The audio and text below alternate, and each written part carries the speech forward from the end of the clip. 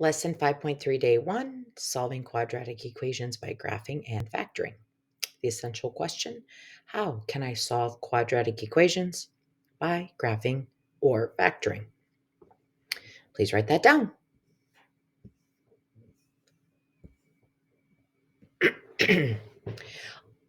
A zero of a function is a value of the input x that makes the output f of x equal to 0.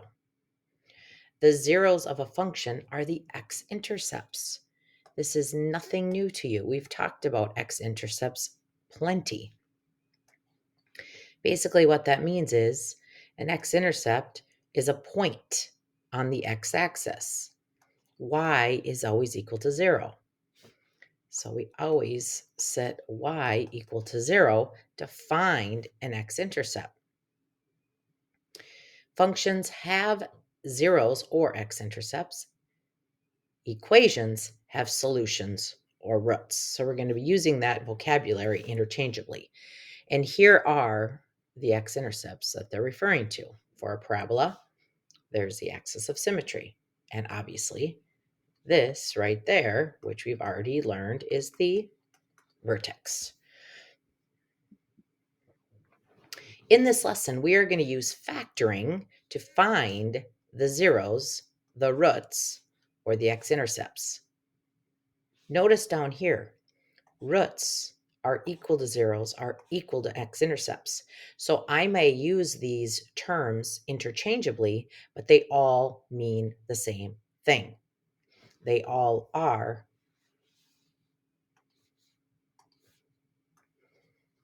these points right there. The roots of an equation are the values of the variable that make the equation true. The solutions to the quadratic equation, ax squared plus bx plus c equals 0. Oh, why is it equal to 0? Because think about it. We're used to, here's the function. We just said we're finding the x-intercepts. And how you find that is you set y equal to 0. And that's exactly what we're doing. Because remember, another name for f of x is y. That's why this equation is set equal to 0. Trinomials and binomials. When I talk about trinomials, they are quadratic expressions with 3 terms. 1, 2, 3. Binomials are quadratic expressions with 2 terms. 1, 2. Now here, I'm hoping to remind you in class, but we're going to be doing example 1 and 2 in class. We're going to be, finally, you've been waiting, using your graphing calculators. And we will be doing that in class together. Next.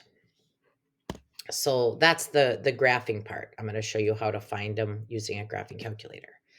The other method of finding the zeros or the x-intercepts or the roots is by factoring. We're going to factor these quadratic equations, quadratic functions, and this is a trinomial, 3 terms, 1, 2, 3. We're going to factor today when a is equal to 1, which is definitely the easier method of factoring. And how we're going to do that is, number 1, we have to set the function equal to 0. Remember why we're doing that. F of x equals y.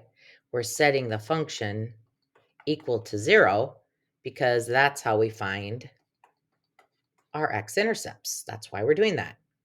Then we're going to ask, is there a greatest common factor? And I'll talk about that.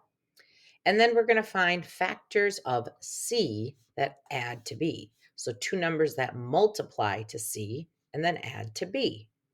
Remember,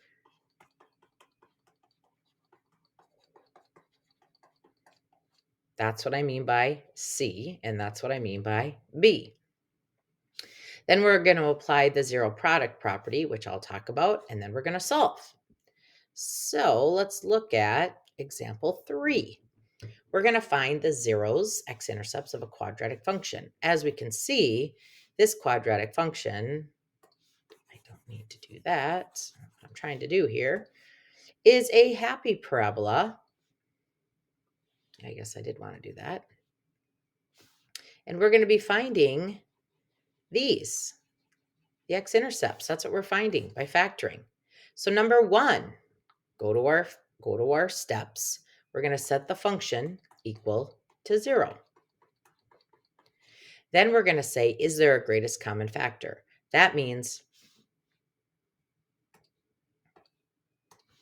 when we look at all of these numbers, this is a 1, by the way, is there a number that they all have in common or can divide into?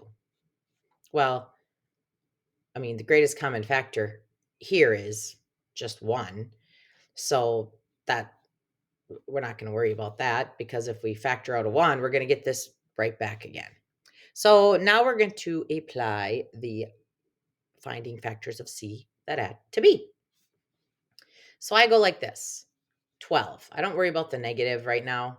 I write down all the numbers that multiply to 12. 4 times 3, 6 times 2, 12 times 1. I know that they have to multiply to a negative, so one has to be negative, one has to be positive. So then in that case, we say, well, they need to add to a negative 4.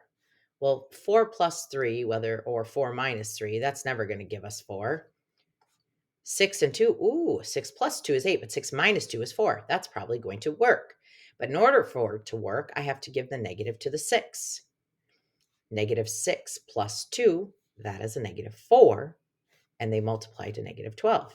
So we found our factors of C that add to B. So we set it up like this with the 2 parentheses. This is an x, this is an x, because x times x is x squared.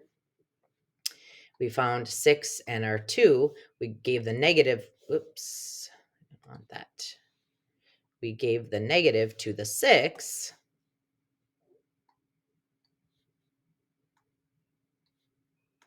And we gave the positive to the 2. And we factored it. Next step, apply the zero product property. That's taking each factor and setting it equal to 0. Add 6. X is equal to 6 minus 2. X is equal to negative 2. And we are done. We have found the zeros. That's what we have found, the x-intercepts.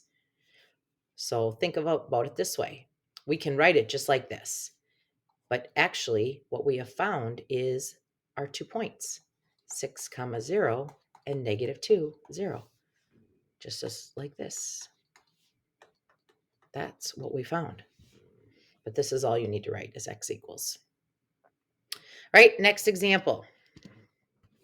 Example 4 we're doing in class. I'm going to scroll to example 5.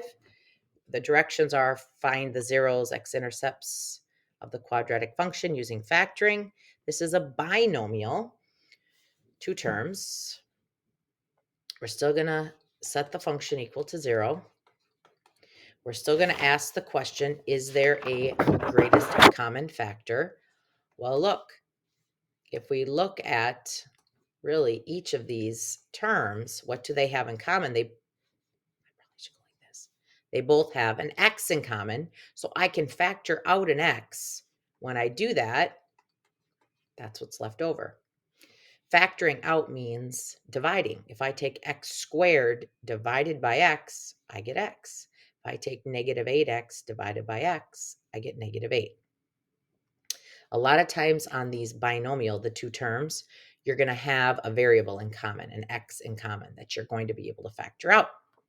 Now I'm going to use, I don't have to find factors of C that add to B, because our C value here is 0, right? A is 1, B is negative 8, and C is 0.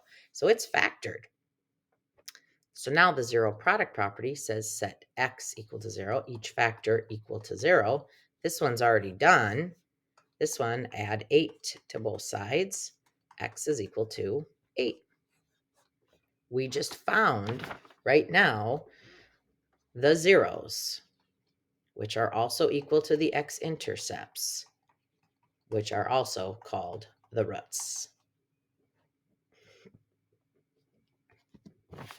Example 6. Same thing. Find the zeros of the quadratic function using factoring. So now let's go back a minute. Notice here, I have a function equal to x squared minus 8x. So I followed the steps. I set the function, which is the y value, equal to 0. Well, this is different. This is an equation. So doesn't matter. Move this over here so you have everything on one side. There we go. We set the function equal to 0. Now, when we look at, first of all, each of these terms, they don't all have an x in common. I can't factor out that. And if you look at the leading coefficients, this is a 1. The only thing I could factor out is a 1, but that's not going to do anything because you're going to get the function back again. So now I'm going to follow the steps. Is there a greatest common factor? We said no. We know that A is 1, B is -4, and C is 4. So I'm thinking of all the numbers that multiply to 4. Now they have to add to a -4.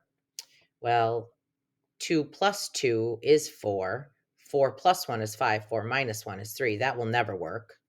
I always look at how they add or subtract because of the sign. I know that they have to multiply to a +4, but add to a -4. So that means that both of these have to be negative. We have an x, we have an x. X times x is x squared, and we have a -2 and a -2. Apply the zero product property.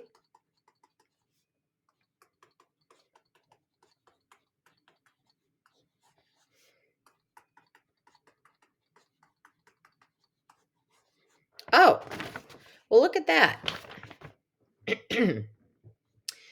X equals 2, x equals 2. Oh, guess what that means? That means we have a double root. When that happens, all you have to tell me is the answer is x equals 2. If you write x equals 2, x equals 2, I'm not going to mark you wrong, but this just means a double root. What does a double root? What does that mean? Well, that means this. Think about what happens. This is x, the y value is 0. Remember, these are x-intercepts. It's right here. That means the parabola doesn't cross the x-axis. It touches it. It touches it and then touches it again. So the vertex is right on the x-axis. So what did we find? We found the zeros, which are the roots, which are the x-intercepts. Example 7 for class. There you go. Video questions.